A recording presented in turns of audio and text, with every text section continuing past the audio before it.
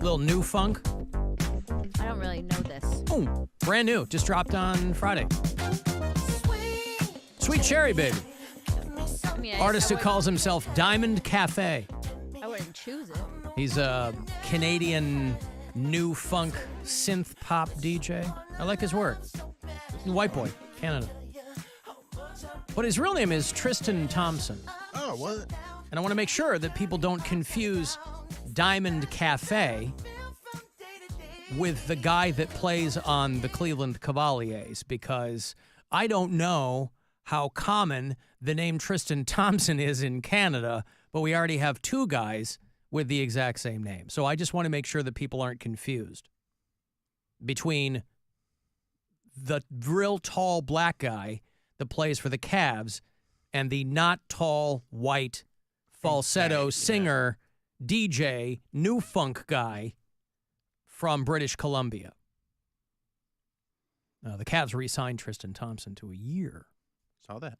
He's 33. He's what do you think? What do they pay him a year? I didn't see anything like in a this. veteran minimum. Which would be $1 million? Probably like 3, something like that. The veteran minimum is $3 million. Something like that. Now, at what point are you a veteran? How many years in the league? Oh, really? He's been in the league for like 11. That's what I'm saying. Like a veteran minimum would be veteran minimum in the NBA. At least 5 years experience. Wow, that's all it takes. 5 years in the NBA, and you're a long time, though. Is it? Yeah. You go in at 22? I mean, you're not washed up but before it's you're... NBA. Right. It's hard to stay in the league. No, I understand. I mean, when they talk, I understand the fascination and when people are impressed, they're like, oh my God, LeBron's been playing professional basketball for 20 years or whatever. But 5 years, that doesn't seem like a long time. I mean, it's not, but it is for a professional athlete in the NBA. I mean, what's the average length of a career? Probably like 2 or 3 years. Well, let's see here. The veteran minimum for a guy at his level is about $3.3 million a year. Nailed it. There you go. You did, according to the most recent collective bargaining agreement. So Tristan Thompson, who, be honest, you completely forgot was with the Cleveland Cavaliers. No, I didn't. I mean the royal you. No, meaning me. Well, that's you. But anybody that's like checked into the Cavs knew he was on the team last year. Played 49 games last season. We had him on the Bulls for a cup of coffee. Yeah, he's bounced around. Yeah. Celtics, Kings, Pacers, Lakers, and back with the Cavaliers. So if you have that number 13 jersey, you don't have to throw it good, but why would you? He's back on the Cavs. It's the Cavaliers in the town, 'cause this is the town where we're now living. Of course, the first NBA preseason game will be the Cavaliers against the Chicago Bulls in Cleveland on October the 8th. Well, maybe I'll go. Maybe I'll get some tickets. Still need tickets to go to one of those games? Yep. Nope, just walk in. They did away with that this season. That's new. God, that's only 4 weeks away. Dude, Jesus, it's September 10th. I got the email today to put in my October avails at all the comedy clubs, and I'm like, oh my God, October!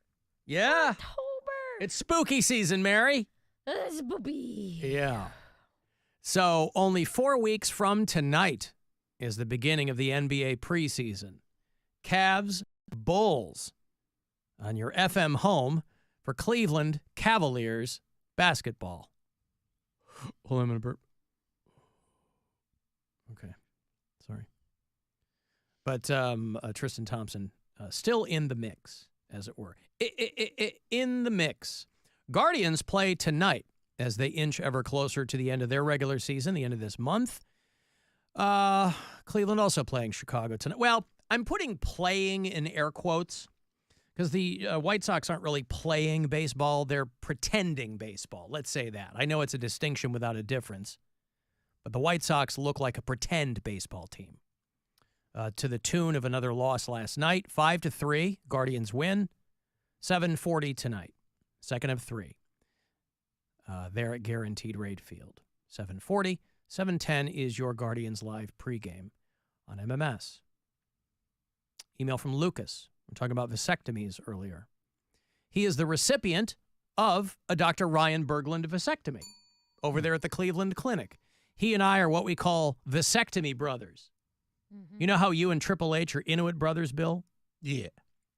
Well, me and the other guys who have gotten vasectomies from Dr. Ryan Berglund, like Lucas, my buddy Rick, once a year we all get together and play poker. And we, of course, sit on the ceremonial bag of frozen peas to recall our time. Anyway, Lucas said, I 100% agree with Mary. The shrimp I've caught from guys about my vasectomy is all about it being tied to their manhood and being potent. It's obviously nonsense, and it never bothered me for 1 minute. One of the best things I've ever done. Better for my wife's health. No issues. I hope the stigma goes away so more men get them. He got his at 33. Yep. Wow. Yeah, I mean... Would you consider yourself less potent, Bill? I mean, you are less potent as someone that's going to impregnate somebody, but it wouldn't make me feel like less of a man. No. I mean, you haven't had a vasectomy, right? No, not yet. Right. So you haven't had one. You could knock your girlfriend up. Oh, she's on birth control, so... Well, but you know what I'm saying. You can. Everybody's parts still work. I knock anybody's girlfriend up. See, this is what Mary's talking about. Because I'm so manly. He can knock anybody's girlfriend up. Okay, well, I guess that's nothing that would have occurred to me, but I'll take Lucas's word for it. I'm gonna, in the next couple years, I'm gonna have that talk with Brian about. I've been on birth control since I was 16. Is he nervous about it? About getting a vasectomy? Yeah. I mean, anytime I've brought it up, he's been like, "No, why would I do that?" Oh, really? Yeah, which I don't understand. But my big thing is that I'm turning 35 this year, man. I don't have a lot of time left to be messing with. I don't know. I just feel like the older women get, the less I should be pumping crazy hormones into my body, you know? Yeah. You're already so crazy anyway. No. Not that. No, I understand wanting to get off the whole thing. Yeah, I'm tired of it. And if we know we don't want kids, I don't want to friggin' take a pill every day until I start menopause. You know what I mean? Yeah. And that's not far off. At least perimenopause. You're going to start that soon enough. Hopefully. And then you'll really be sticking pencils into your eyes. Oh, I love it. Oof. All right. Hey, so Alan, I recently learned that back in 1971, a false alarm went out over the air on the emergency broadcast system. If you or the customers haven't heard of this, Google it. You can listen to a recorded clip of Bob Siebers on WOWO in Fort Wayne, calmly waiting to present the latest emergency information. It never came, and by the end of the clip, he learned it was a mistake. He was later quoted as saying that was the longest 5 minutes of broadcasting in his life. So that got me wondering, what would Alan Cox do in the event of an impending nuclear annihilation, comet strike, or Lake Erie tsunami? Would you stay on the air?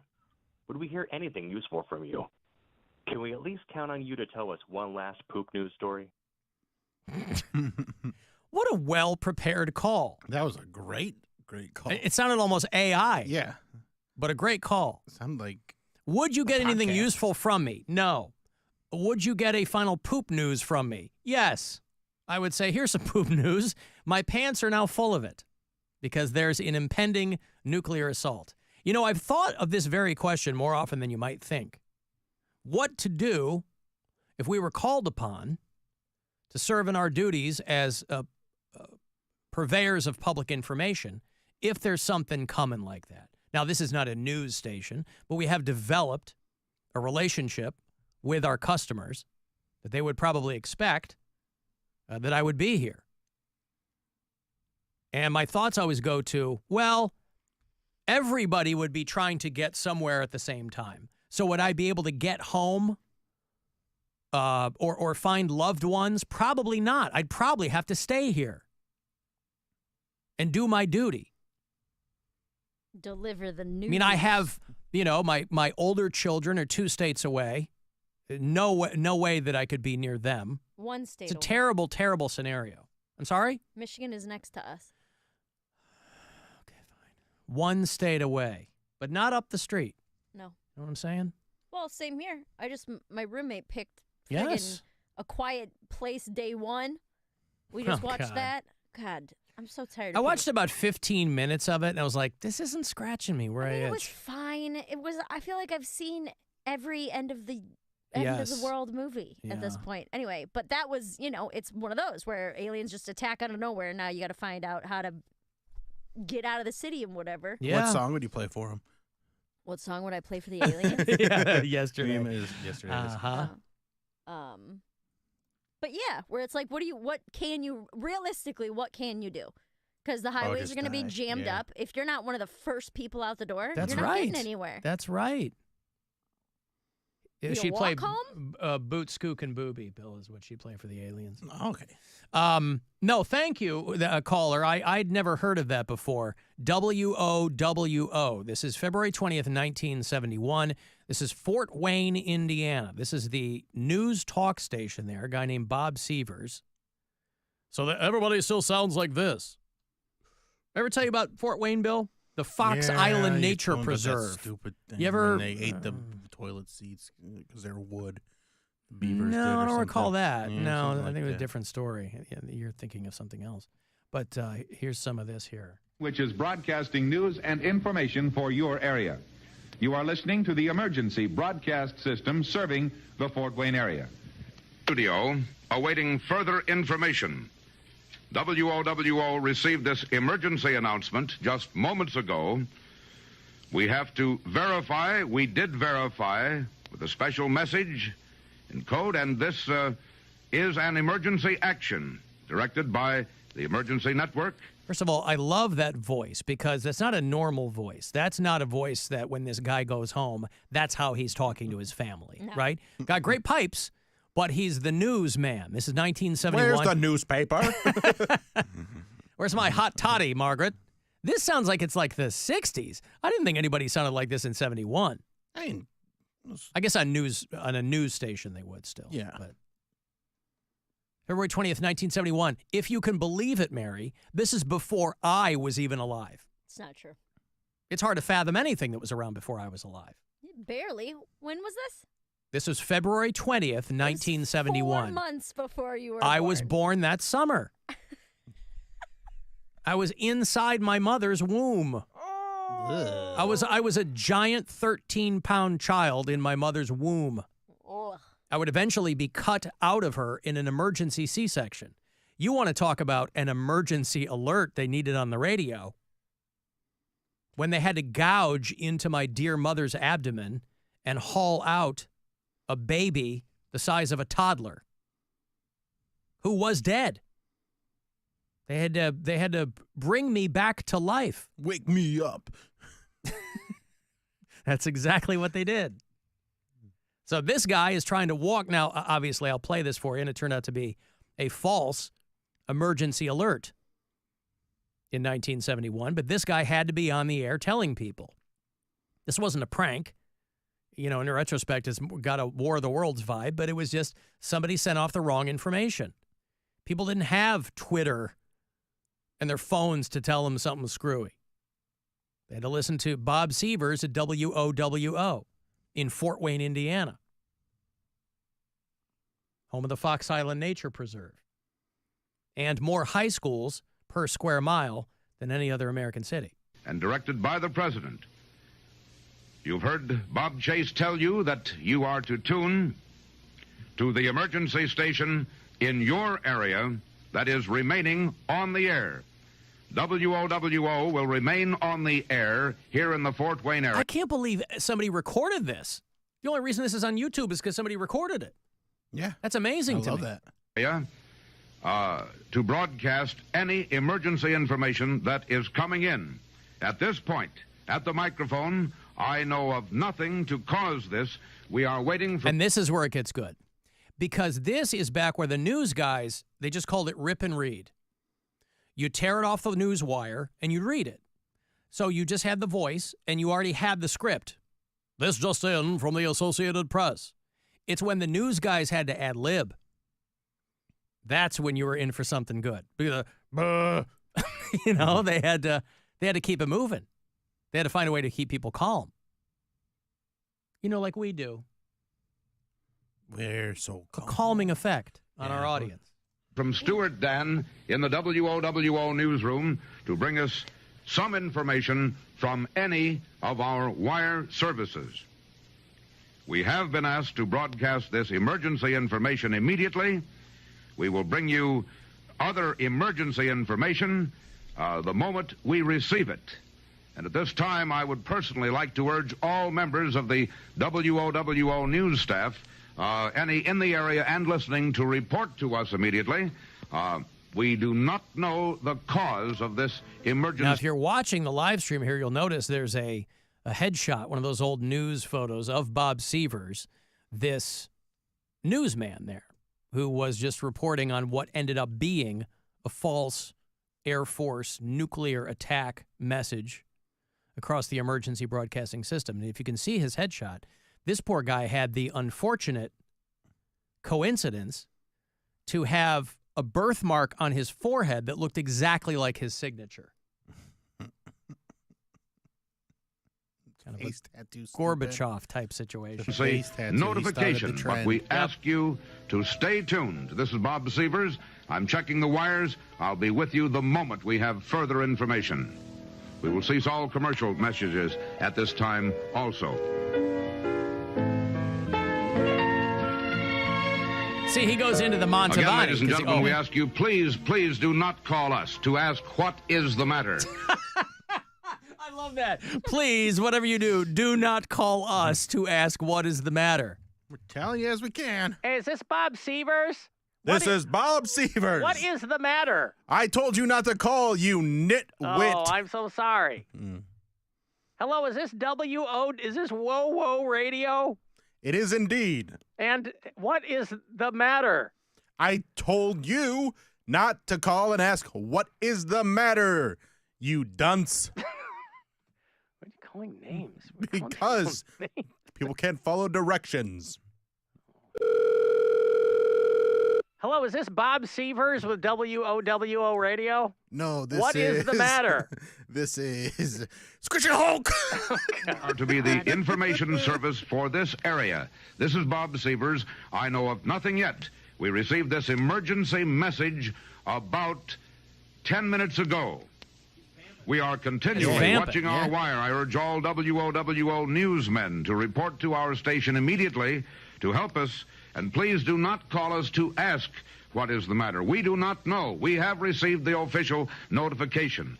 We invite you to stay tuned to this station, WOWO in Fort Wayne, Indiana. Please stay tuned. We do not know what is happening, but We hope momentarily. let me get to the end Being here. completely honest, it says AT&T advises the AP that the Air Force at Cheyenne Mountain in Colorado put the wrong message on tape.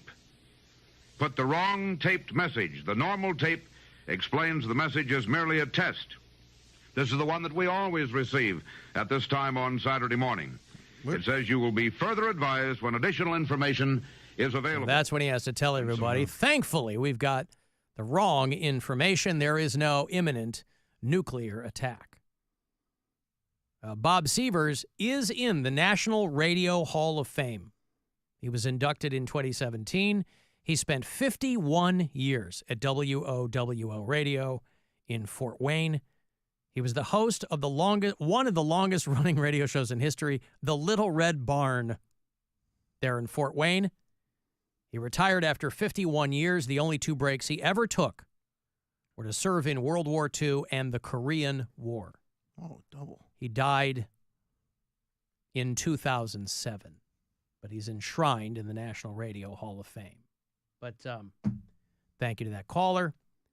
That's what I envision myself doing if we got a message like that. Would you be that calm? Would you be like, I don't know anything? I would. Please stop calling. Whatever you do not call me and ask what is the matter. No, I'd just be talking. What else are you going to do? You know? Hey, guys, you know. You should say, like, dude, this is crazy. Well, of Just course. Over and over and over. Yeah. This is wild. This is crazy. Yeah. Hey, if you're hunkered down at home, we'll play some music we want to hear, Play some Pink Floyd.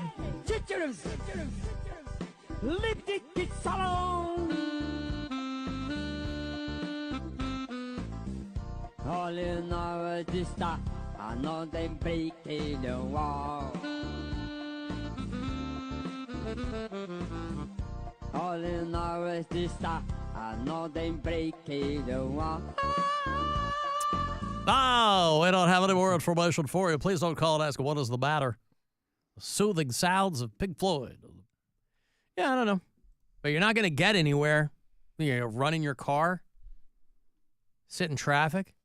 Somebody's got to be back here. Would have to be me. Thank you for your sacrifice. Thank you. My sacrifice. My sacrifice. All right, I'm a break. I'll have those Testament tickets for you. Testament and Creator. If you're a metal fanboy, you ain't going to do better than this in the near future. Testament and Creator and Possessed. Dug those guys out of the mothballs, and they're all going to show up October 1, just a few weeks away at the Agora. A few Tuesdays from tonight, they'll play, and we'll have those for you next. It's the Alan Cox Show. Everywhere on our free iHeartRadio app or whatever.